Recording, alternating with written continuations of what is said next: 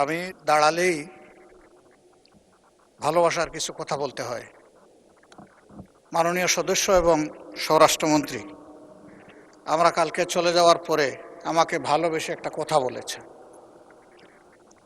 তিনি বলেছেন যে আমি একটি অসত্য কথা এখানে বলে গেছি। আমি এটা জানতে পারলাম। তো আসলে আল্লাহ তাআলা তাকে অপূর্ব দক্ষতা দিয়েছেন।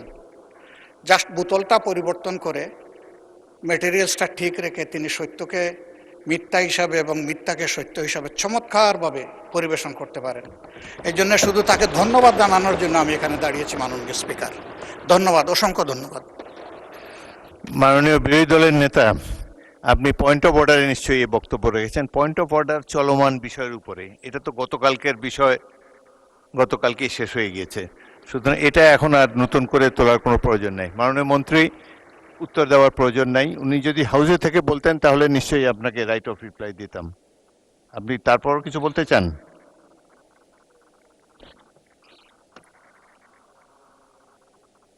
শোনা যাচ্ছে না তো, মাইক অন করুন। মাননীয় স্পিকার, আপনাকে ধন্যবাদ।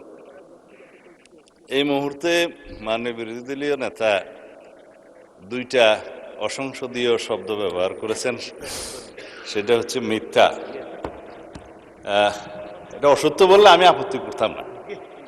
এই যে আমি কালকে মিথ্যা বলেছি বয়ান, তো এইটা মিথ্যা শব্দটা অসংসদীয় হিসেবে এটা এক্সপান্স করার জন্য আমি অনুরোধ জানাচ্ছি।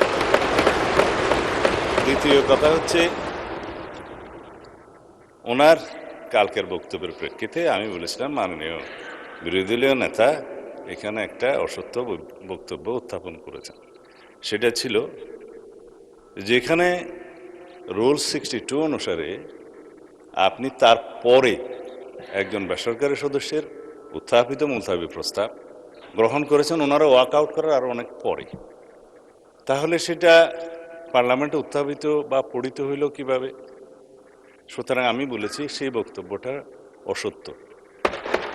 ধন্যবাদ মাননীয় স্পিকার।